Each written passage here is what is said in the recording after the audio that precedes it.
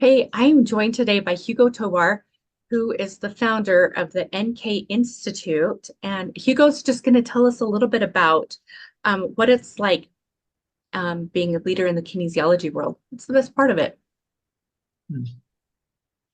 Yeah, well, I mean, the idea of being a leader is nothing that I've set out to do. And certainly when I started studying kinesiology, I had no idea that I would become a leader in the field, worldwide leader, and have my material taught in many different countries around the world. And I don't know how many trainers there are of the NK method. Um, but I think the best thing about it is how you change people's lives. You know, you kinesiology is can be absolutely life changing for people, and and what I've always liked about it is it's given me the opportunity to travel a lot and meet a lot of different people and a lot of different cohorts of kinesiology all around the world. And there's a lot of common denominators. And back in the day, of course, there was very little crosstalk between these groups. These days, there's more with the internet and everyone's online. Often, we're now training groups from multiple countries at the same time online. And so people are connecting. When we had that meeting in Bali in 2019, there was 35 NK people from all around the world, and that was really a lot of fun for people to really connect. So, I mean, the best thing is the human connection with people, because in kinesiology, all the people who are doing it mostly are there because their path is the path of service. And, kinesiology is the path of service. And so you're into service of humanity because every time you work with someone, you're trying to alleviate their stress, their problems, and whatever issues they have. It could be pain or anguish or some kind of mental, emotional stress.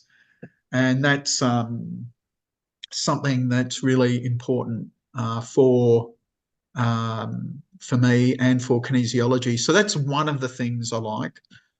I like also being able to help shape the direction of kinesiology, and I think being a leader. One thing I learned when I was in India. I lived in India for almost 3 years. I met a lot of spiritual teachers, and some of them were really amazing, and some of them were really horrible. I went from meeting the Dalai Lama to meeting another one that ended up in jail for his crimes Oh, that he committed.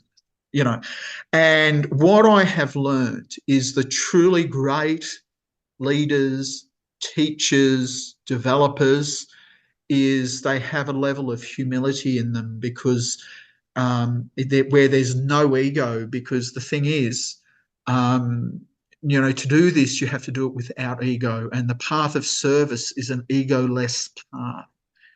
And so, ego and humility are polar opposites of each other. And even I see it as a spectrum between completely humble, like when I met the Dalai Lama. I never met mhm. anyone so humble in my whole entire life, to people who are really egotistical and just really in it for because they want to be the big guy, or they want to be, the hero or something. And I've certainly suffered this because, I felt people don't like that I'm the guy that's the developer and the founder of this, and they want it. That's what they wanted.